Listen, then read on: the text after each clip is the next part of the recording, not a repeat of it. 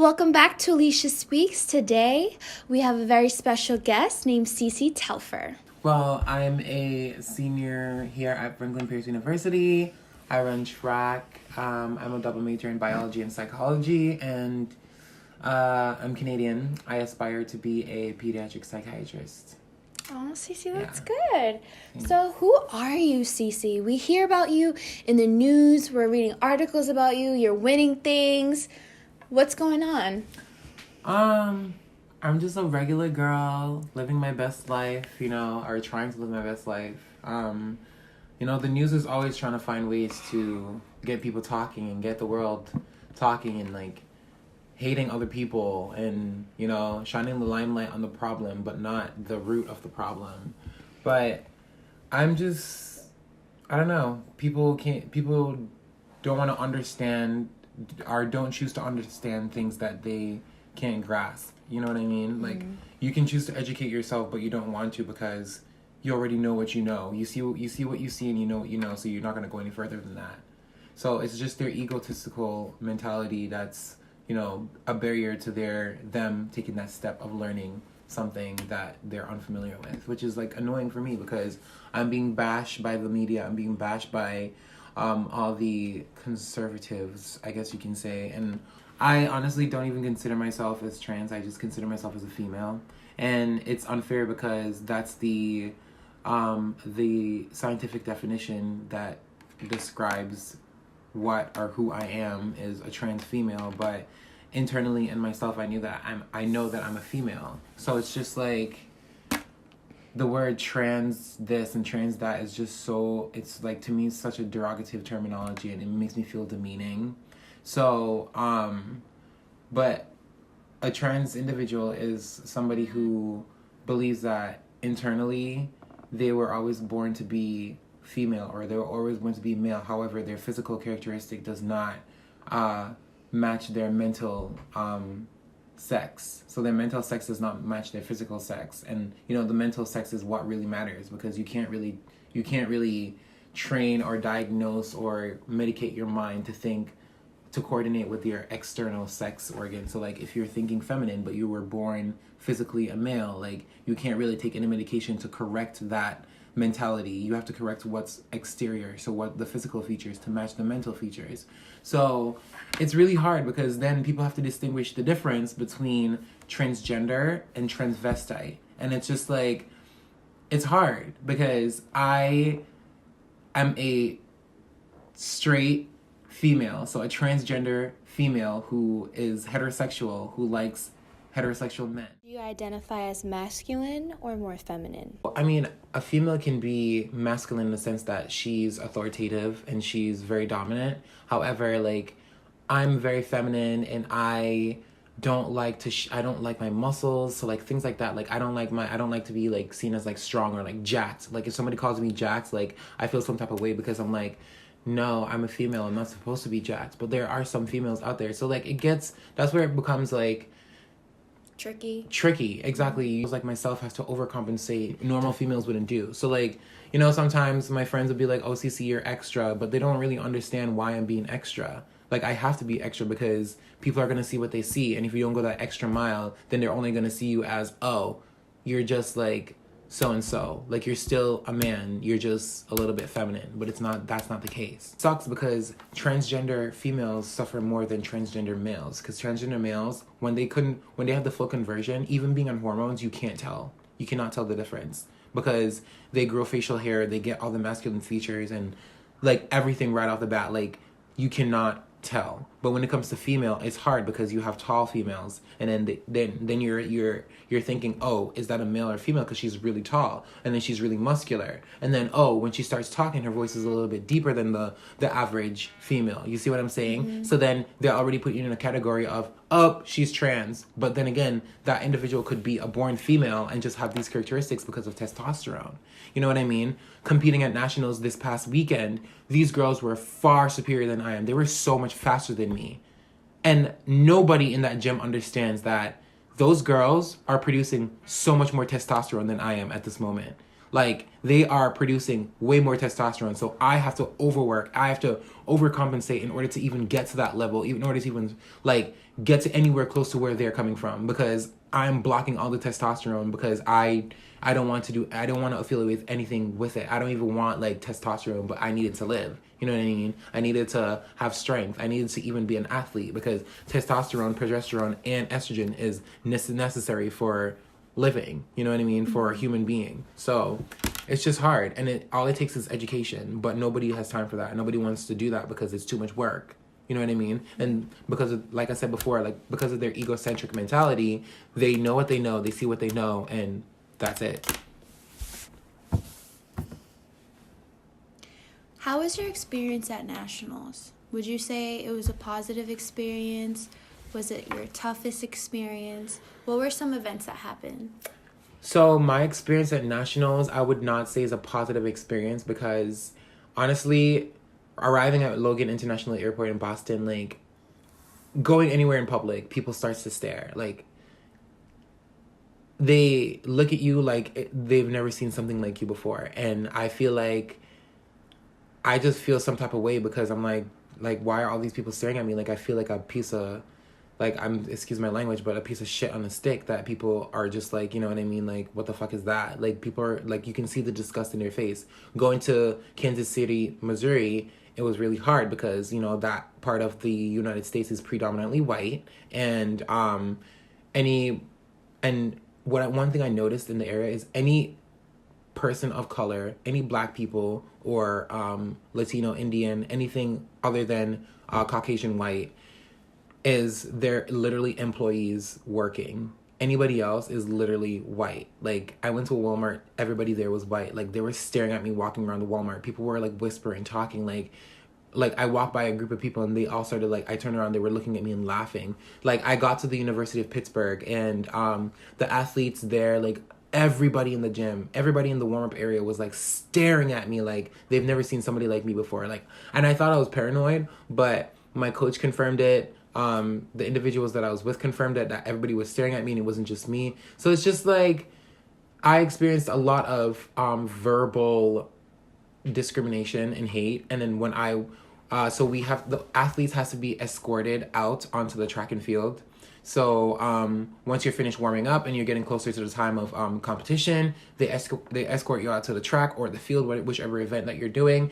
And being in that little area before you go out onto the track, like, there are people, there's crowds, there's like thousands of people that was there. So these people were literally like all like turning around, pointing at me, like laughing, like people were saying things, people were throwing out words at me. And, you know, at the end of the day, I still have to hold my head high. And like, because at the end of the day, I know that I'm a female and nobody can tell me anything. And day one of the competition kind of proved to everybody that, listen, I don't have the upper hand and I don't have the advantage because all of these girls are like 3 times faster than me.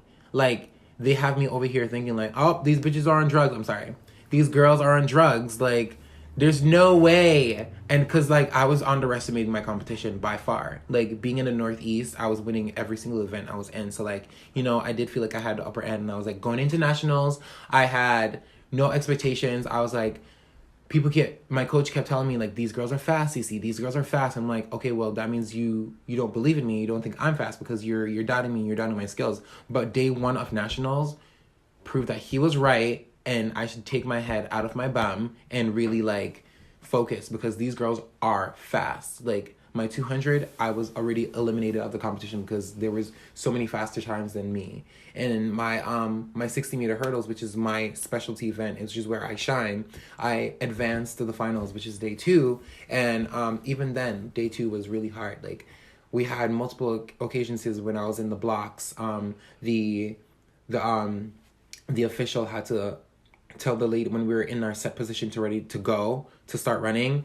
The official had to tell us to stand up because somebody in the audience was throwing out slurs and it was right next to where I was competing. Like, anybody could jump onto the track, anybody could throw anything. Like, it was right there. Like, the people were right there. And I was in one of the end lanes, so like they could easily, so people were like throwing out slurs at me and the official had to stop the race for a second and then address what was going on in the audience. And that took about like 2 minutes. I was I was focused at that point, and then when that whole thing started to happen, I knew I lost focus, but I was trying to tell myself that I didn't lose focus. Like, I'm in the zone.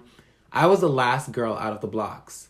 These girls were already gone over the first hurdle. I'm running my life. I'm running for my life at this point. And, you know, things never went as planned, and I still came out sixth place. So, and I got All-American for both events. So, I mean, I tried my best, and indoor track and field is not really my strong suit anyways, because I start to gain my speed when the race ends. So in indoor track and field for the 60 hurdles, which is my specialty, there's 5 hurdles. So I literally start getting my speed mid-4th, 5th hurdle. The race is done in indoors. Outdoors, there's 10 hurdles. So by the mid-4th, like 5th hurdle, I'm gone. Like, I'm like kicking into overgear. Like, I'm out.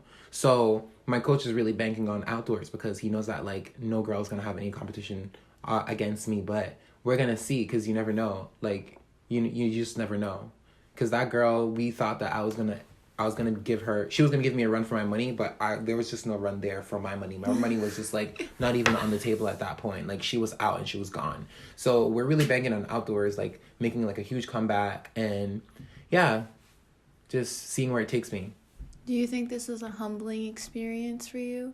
I definitely thought that nationals was a humbling experience for me because I underestimated those girls, and I thought that no matter what was going on, no matter what negativity, racism, or discrimination that was thrown against me, like, I was going to hold my head up and it wasn't going to impact me. And I'm not going to lie, it did impact me a little bit, but that's no excuse for my performance. You know what I mean? Like, I had people there to protect me, and I shouldn't have been worried about anything, and I should definitely not have underestimated those girls. But it was my first national championship, so, you know, what was I supposed to do at that point? Because I never experienced anything like it until indoors. So I'll be more prepared for outdoors. I just want you to know you did great. You did amazing. You didn't fold. Many people in your position could have not been 6th place, okay? I probably would have been at nationals crying, okay? So you did good. You did amazing. You're great. Thanks. So don't ever feel like, you're not good enough. It's hard. You tried your best, and that's all we can do in life is give our best. Yeah. At one point, I was in the preliminaries. I was in the blocks about to run, and I got, like, really emotional, and I was about to start crying because I was like, this is the moment that I've been working my ass off for. Like, this is my event. Like, this is me. Like, I need to kill it. And then I just found myself, like, almost starting to, like, cry. And I was like, why should I cry? Why should I? Because, like, I know that they're going to see me crying as weakness. And I had to get it together, take a deep breath, and, let it rip. And that's what I did day 1. And the same effect, it didn't happen day 2. But, yeah, it's just life. Isn't that interesting how people always associate crying with weakness? Yeah. Sometimes you're just, like, overwhelmed. And it's like, wow, you're here. Exactly. You made it. Exactly. Everything that you've been doing, your trials and tribulations have prepared you for this point.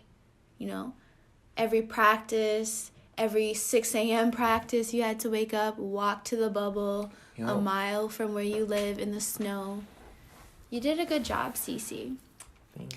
Is there something that you would want people to know about you?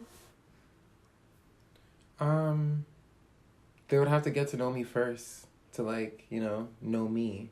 And I think if I wanted to know anything about me, is I would want them to know the type of person that I am and know that I'm truly passionate about everything that I do. And I'm just a really genuine person, or I try to be. I consider myself a Christian because I believe that God made me this way for a reason.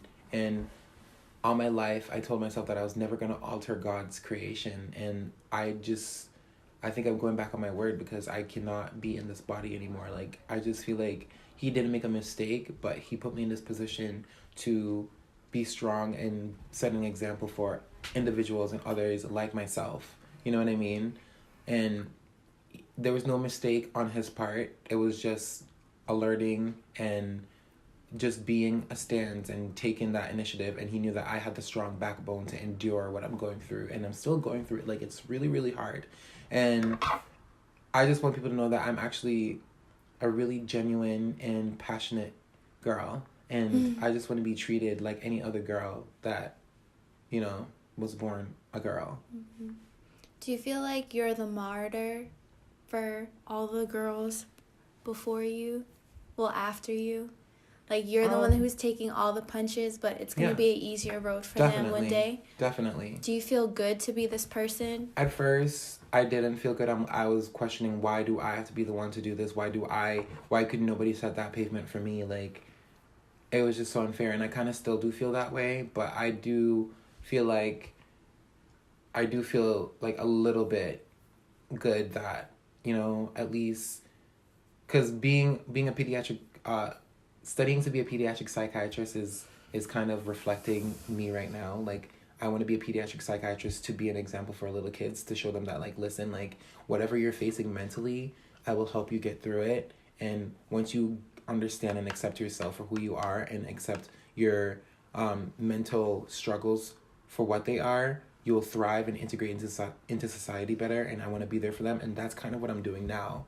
I'm paving that way for those individuals to, you know, let them know that, listen, it gets better and somebody else is going through it. You're not alone. So I guess in a way, yeah, I feel compelled a little bit, or content. Because we do live in the era of change, equality. You know, racism is not good anymore. People are making a note of it. Being discriminatory against LGBTQ is a no-no now. So we're definitely living in a time where change. So in your lifetime, you will see remarkable change for women like you. It just takes time. It does take time, but like, I think it's crazy because of the background that I'm coming from, and being Canadian, I've never experienced this much discrimination and hate until I moved here to America. And then looking at the president too, he's not setting a very good example for society, for the American society. He's making it harder. He's talking about how, let's make America great again, which indicates going back into the past. Why would we want to go back, going down a ladder, instead of going up and moving forward? That makes no sense to me. And his son literally tweeted about me, discriminating against me, hating me for who I am, and saying that, and completely denying me of who I am and the female that I was born to be. Completely. So I just feel like, because of quote unquote leaders in the countries like that, does not set a good example for society, the American society at all. So I think there are laws put in place to help individuals like myself and the LGBT community, which is very good. But the leaders of the country is just not making it any easier, or they're just completely acting above the law, you know? Like, he's supposed to set an example. You know, he's supposed to say positive things to uplift you. Exactly. So other people will follow. Exactly. And look into it and be like, okay. Let me learn about Cece. Making any sense. Like, not even like trans girls like women in general. Like, he doesn't like women in general. Like, and I don't understand. Woman. Yeah. I'm like of the lowest of the pit. Like, I'm black, I'm a transgender female. Like, I'm all the way down there. Like, it just doesn't get any worse than that. So, and it's just women in general that he's being hateful and discriminative and everything that is bad to, like, women. And I don't understand why any female in the nation would vote for him when he is literally gonna throw them in the pits of hell, like, when he gets the chance. But the time will come. If you've read the book Handmaid's Tale, you understand that dystopian world is what is being portrayed right now in the world, especially with a president like him. Seriously. Is there anything else, final thoughts you'd like to add? You know what? There is some final thoughts that I would like to add. It's really hard for trans girls like myself, too, to get any attention from men. And it's just like, listen, we are girls. We're females, too. You don't know what's going on down there, and you would never know unless you take that initiative to get to know that girl. And then if you get to that stage, then you'll know what the situation is. You know, I feel like a lot of straight guys just see that, at the end of the day, she's trans, but straight men still think that in their mental capacity, no, that's a guy, that's a dude. like, oh no, I support you and whatever you're doing, like, great job. But at the end of the day, they still think that you're a dude. You know what I mean? Like, it's not genuine. They're just being nice. And being nice is not enough because they're not giving you the benefit of the doubt. They're not making you feel any type of way, like, inclusive or make you feel like... And it sucks because why should I be looking for that attention from that guy when I should just be worried about me and, you know? But it's just human nature. Taking evolutionary psychology, it's hard because that feeling of wanting that attention from men is innate. And the fact that I'm looking for it from men and straight men and not like, you know, just any men is just proves that I am a heterosexual female and the female that I was always meant to be. So it's really, really hard. Like, I support all my girls, you know, and they always come to me, they're like, you're beautiful, like, whatever, but it's never the same unless you hear it from a guy. You know what I mean? And it's not just any guy. It's like the guys that you're attracted to, which is like for me, like heterosexual men. Like, and a heterosexual guy would never come to me or a transgender girl and say you're beautiful. Like, they would never ask you out. They would never take that initiative like they would with a born female. You know what I mean? Mm-hmm. And I know that I shouldn't be worried about that, but it's why shouldn't I be worried about it when a normal born heterosexual female is worried about that too? It's just innate. It's who I am. I cannot not worry about it, you know? So that's one thing I just really wanted to get out there. Like, guys, we're girls too. I know that you're intimidated, but like, don't be afraid. Like, you not just because you're attracted to that girl and you know that she's trans. If she's beautiful and you're attracted to her, then she's beautiful and you're attracted to her. Let her know. Like, it's unfair. Go for it. Just go for it. It's unfair. Like, but I rest my case. Thank you so much for listening and having me. Thank you so much, Cece, for coming to my podcast. You were great. Now, thank you. Tune in next week for part 2 of Cece Telfer.